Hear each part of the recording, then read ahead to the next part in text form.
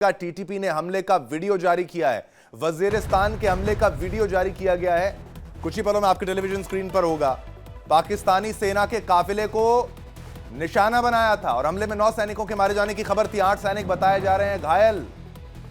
बहुत बड़ी खबर, पाकिस्तानी सेना के काफिले को निशाना बनाया गया था। और अब यह तस्वीर देखिए, यह देखिए तस्वीर, यह धमाका देखिए, यह टीटीपी ने कैसे वहां पर हमला किया है। टीटीपी ने हमले का वीडियो जारी किया है और परखच्चे उड़ गए गाड़ी के। वजीरिस्तान के हमले का वीडियो जारी हुआ है, एक बार फिर से आप देखेंगे। यह धमाका देखिए, पाकिस्तानी सेना के काफिले को निशाना बनाया है। हमले में 9 सैनिकों के मारे जाने की खबर आ रही है। 8 सैनिक इसमें घायल बताए जा रहे हैं और आप समझ सकते हैं घायल भी किस श्रेणी के होंगे। 9 सैनिकों के मारे जाने की खबर। एक बार फिर से आपको ये वीडियो दिखाएंगे लगातार। आप ये धुआं देखिए, ये गाड़ी देखिएगा कैसे उसके परखच्चे उड़ गए। ये एक्सक्लूसिव तस्वीर आपके टेलीविजन स्क्रीन पर। टीटीपी ने ये वीडियो जारी किया है। क्या बचा है गाड़ी का आप देखिएगा कुछ ही सेकंड्स में। ये रेड में हाईलाइट करके गाड़ी आपको दिखा रहे हैं, आप फटेगी ये गाड़ी कुछ ही सेकंड्स में।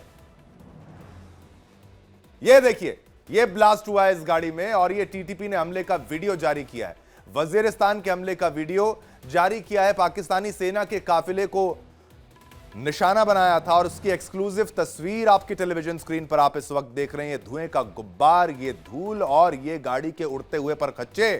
और 9 बताया जा रहा है, 9 आंकड़ा जो है, 9 सैनिकों के मारे जाने की खबर है। 8 सैनिक यहां पर घायल बताए जा रहे हैं। एक्सक्लूसिव तस्वीरें आपके टेलीविजन स्क्रीन पर है। वजीरिस्तान के हमले का वीडियो टीटीपी के द्वारा जारी किया गया है। इसी पर और जानकारी लेने के लिए हम आज सीधा चलते हैं रमन सैनी के पास, हमारे सहयोगी रमन ये देखिए, टीटीपी ने एक और हमले का वीडियो जो है वो जारी किया है। गाड़ी के परखच्चे उड़ गए हैं, 9 सैनिक मारे गए हैं, लेकिन ये तस्वीर बयां करती है कि टीटीपी ने ये बताया कि कुछ करोगे तो हम उससे बड़ा करेंगे।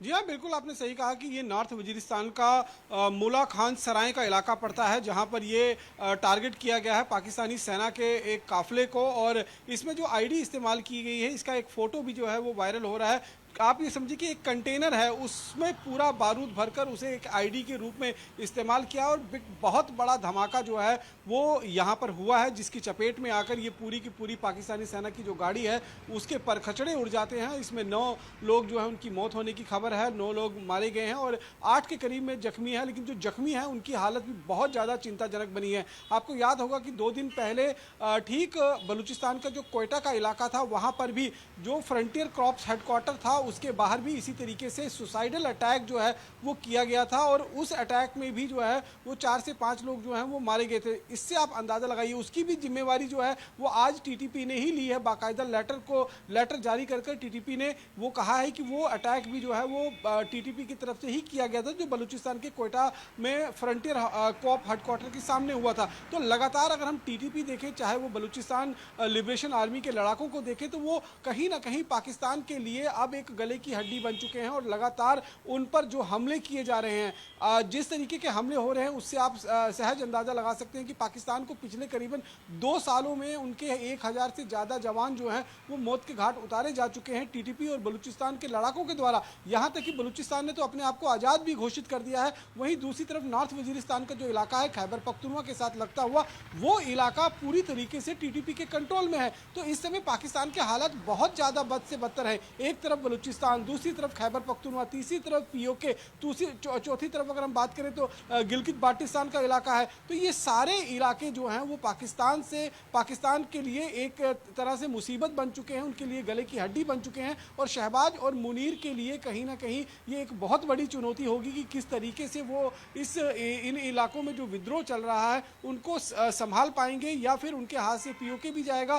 खैबर पख्तूनख्वा का इलाका जो नॉर्थ वजीरिस्तान का इलाका है वो भी अपने आप को आज़ाद घोषित करेगा। बीएलए जो बलूचिस्तान है वो पहले ही अपने आप को जो है वो आज़ाद घोषित कर चुका है। इसी तरीके से सिंध प्रांत की तरफ भी जाए तो वहाँ पर भी इस तरीके के हालात हैं, यानी कि पाकिस्तान के अंदर इस समय पाकिस्तान के 5 टुकड़े हो चुके हैं।